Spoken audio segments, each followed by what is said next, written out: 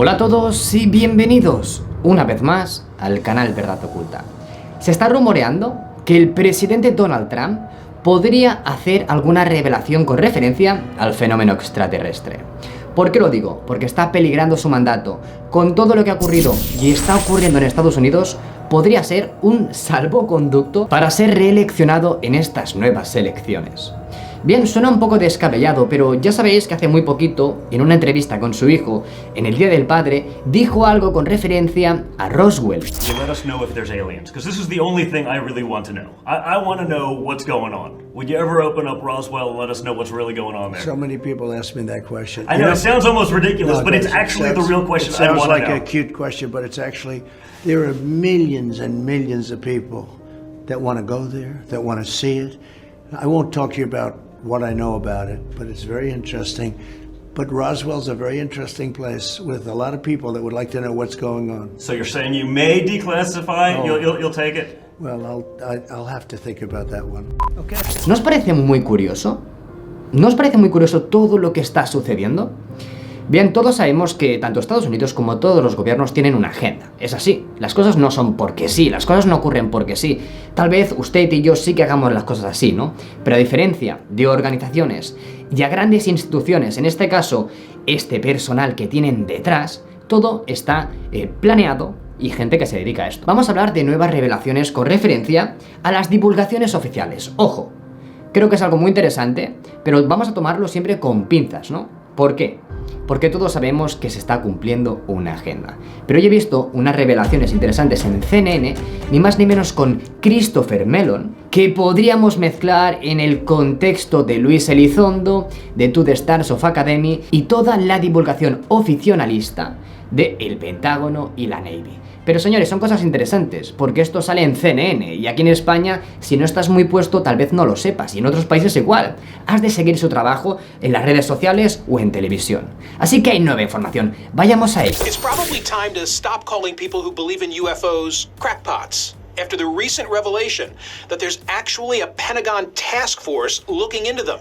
One astrophysicist who has worked for the Pentagon's UFO program since 2007 told the New York Times that he gave a classified briefing to a Defense Department agency about retrievals from, quote, off-world vehicles not made on this Earth.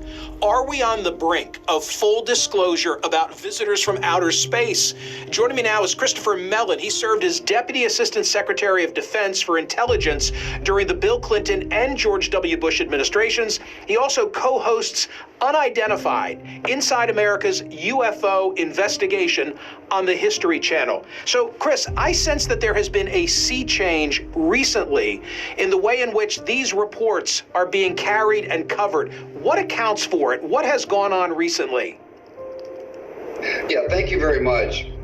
You're absolutely right, and a good example of the sea change is the fact that none other than Scientific American itself has published an article saying the subject ought to be taken seriously and investigated by the scientific community. I think this change is largely primarily a result of the fact that the Defense Department and the Navy themselves have stood up and publicly acknowledged that this phenomenon is real, that this is happening, that our Navy pilots are encountering these vehicles. And so that imparts a credibility that simply did not exist prior to that time. Primer dato importante.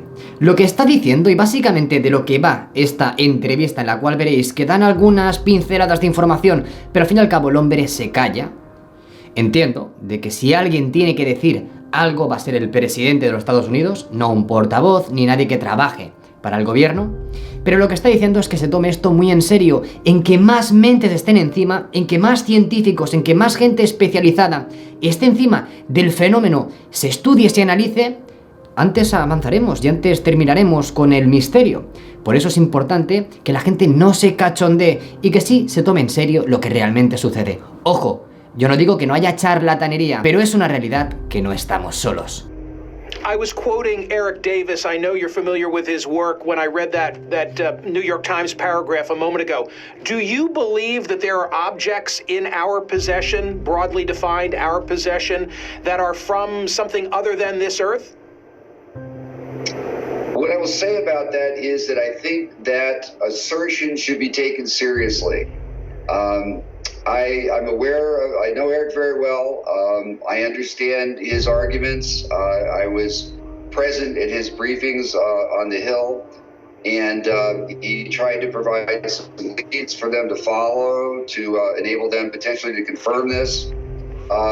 It is an issue that should be taken seriously. In fact, ojo con la preguntita. Le está preguntando si tenemos en posesión, pues, ovnis. Pero ovnis con la connotación extraterrestre que todos entendemos. Una pregunta que se le hizo a Luis Elizondo y que se le apartó cuando dijo, creo que sí. El hecho es que este hombre se calla. Pero ¿cómo puede ser? Eres un ex asesor de inteligencia. Has estado trabajando para el gobierno de Bill Clinton y para el gobierno de George Bush. Pero ¿cómo no vas a saberlo? ¿Por qué no se dicen las cosas? La respuesta, señores, es que creo que quien dé esta noticia cuando se tenga que dar va a ser el presidente de los Estados Unidos, no un portavoz ni una persona mediática que simplemente está realizando una función, un cometido. Curiously, President Trump himself on Father's Day indicated on air while being filmed that he did have classified information about Roswell, New Mexico, which is, as most people know, is the legendary site of an alleged crash of a UFO. And when asked by his son about that, about declassifying it, he said, "I'll have to think about it." I don't know what there is about Roswell that could be classified or interesting other than that one particular issue. So there is a lot of new press and new information coming forward. And again, as I said, I think this is a topic that the oversight committees should take seriously and investigate. It's the only thing missing from this election. Who knows what the next 90 days brings? This is a global issue. This is not Right. This is not a United States issue. Are there other countries that have taken a lead in the exploration of this subject? Absolutely. In fact, we're behind several other countries. France, for many years, has had an official process involving their national security forces and police forces. Every year they examine a number of cases and bring in outside scientists. A lot of that information is public. My colleague Lou Elizondo has made trips both to Italy and South America, and we present a lot of this information on our show, as well as a lot of information from current and former U.S. military personnel and their experiences. But you're absolutely right. This is not unique to the United States.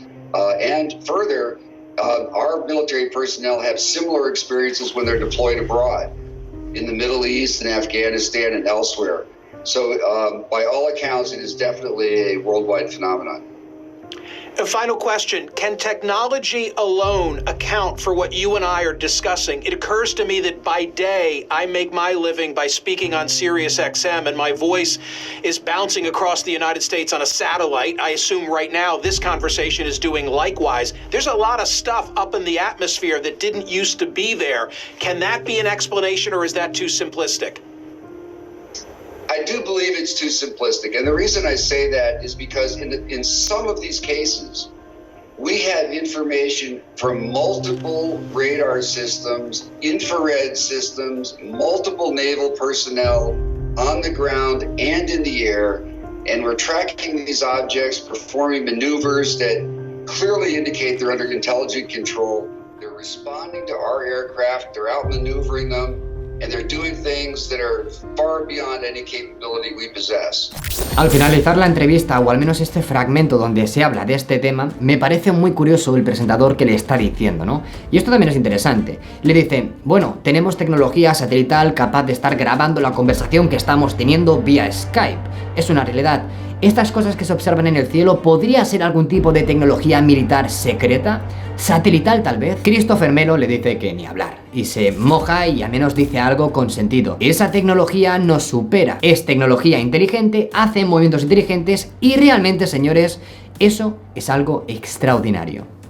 Bien, para finalizar este programa, me encantaría y sería algo brutal que este vídeo, pues bueno, lo viera millones y millones de personas y que al final Donald Trump pudiera verlo también, aunque esto ya lo sabe. Sabe que se está peligrando sus reelecciones, una forma de poder ganar las elecciones sería diciendo que va a divulgar la realidad extraterrestre. Estoy convencido que todo el mundo le votaría. Estoy convencido que todos los americanos lo harían. Es una baza que sabe que puede jugar. ¿Se hará? Esto está en el aire, señores. Espero que os haya gustado el videoprograma y nos vemos en el siguiente. Me despido.